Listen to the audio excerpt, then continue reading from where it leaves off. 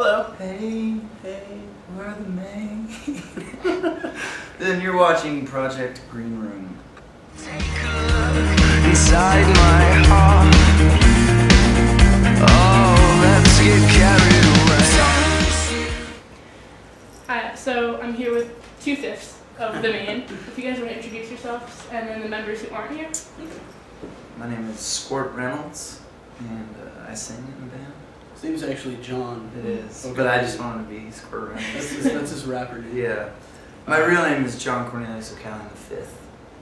Yeah, this is James Monaco right here. Jared James Monaco. James Monaco. And we're missing Pat Kirch, our drummer, Garrett Nicholson, our bass player, and Kenny Brock, our guitar player. Yeah. Where are they?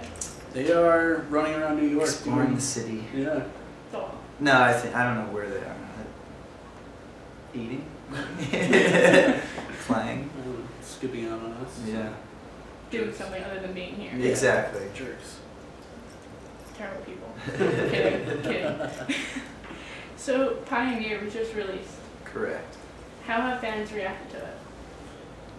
I mean, I'm not really sure how it's all going online, but we've been playing the set from front to back, or the new record, and people seem to be appreciating it. So the shows are selling out, which is awesome. Yeah, it's been awesome. The first 3 shows that we did of this tour, the album wasn't out yet, so we were playing it front to back, but nobody had heard anything yet. So going from that to now, when the album's out, it's so awesome to see the response. People are singing along, you know the songs, and it's been a great feeling. Yeah.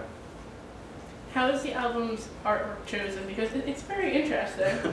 It is. It was an idea that I had, and when we were out in El Paso where we recorded, we were kind of all rapping on the couch and just trying to figure out what we wanted to do for the artwork. And we knew we wanted to do something visually kind of appealing. And, I mean, appealing might be the wrong word. Interesting. Visually interesting.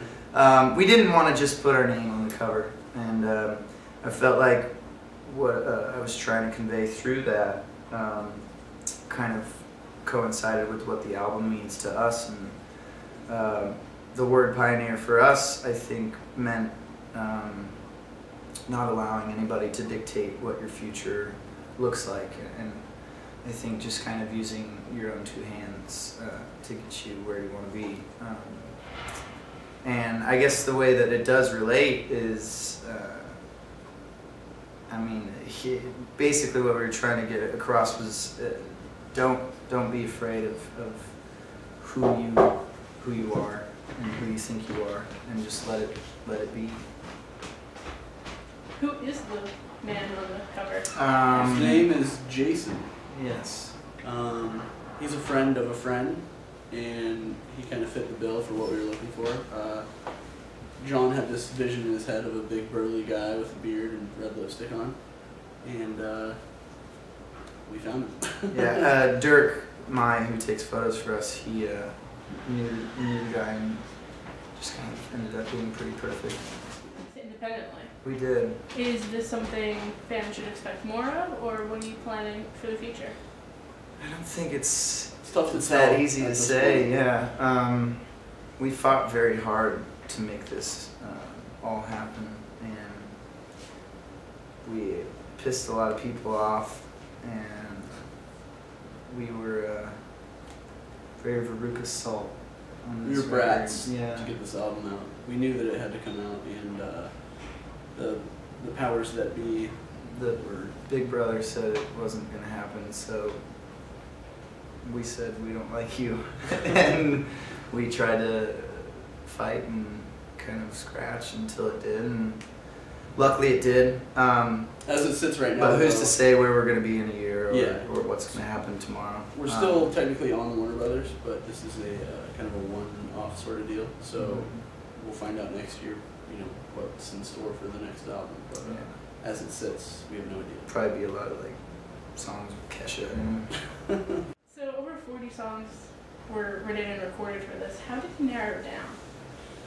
Well, I think the way it all kind of played out was we just wrote and recorded as many as we felt kind of came naturally, and that the decision to kind of whittle it down didn't come obviously till the very end. So it wasn't as hard, I think, as maybe people think it would be, because there was definitely a distinct sound to a lot of the songs, and we felt like the 13 that we did choose,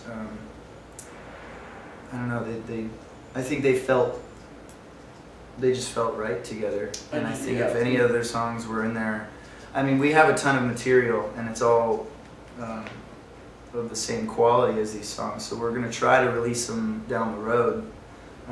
But I think people will definitely be able to tell that they didn't really have a place on the first batch. So. Yeah, I feel like when you write that many songs, you have things that are way out on the ends of the spectrum, and then kind of more in the center is the style that we went with for this album. Mm-hmm. So, but we recorded what, like 30 songs. So Mm-hmm. there's about 17 or so that aren't on the album that we can do stuff with in the future. So let's see what happens. Maybe like a Pioneer Part 2 or B-side type of thing? Yeah, maybe. I don't know. I don't know. It's just like we got to put this record out, and that was really the only thing that we were focused on, and now it's all up in the air. It's out there. It's out there. So the shows that you're playing solo, alone, do you have anything special planned for them, or are they just be standard shows? What are you guys thinking about doing? We always, I mean, the set always varies and it always differs, but It'll be long. it'll be very long. Well, not very long, but we try to incorporate a little bit of everything, old stuff. When we were just in Brazil, in Chile, we were doing. We played very old stuff. We went through our discography, so we went, a few songs off the first EP, and then but it went in order, so there'd be 4 or 5 songs off of each album.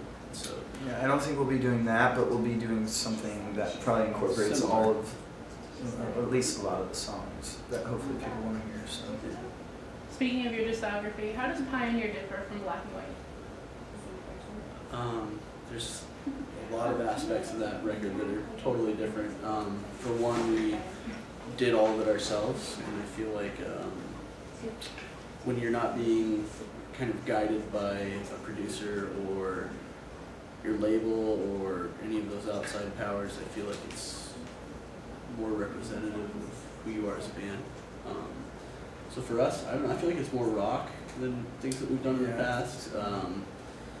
It's a little bit more raw sounding than Black and White. I think it's definitely more guitar heavy.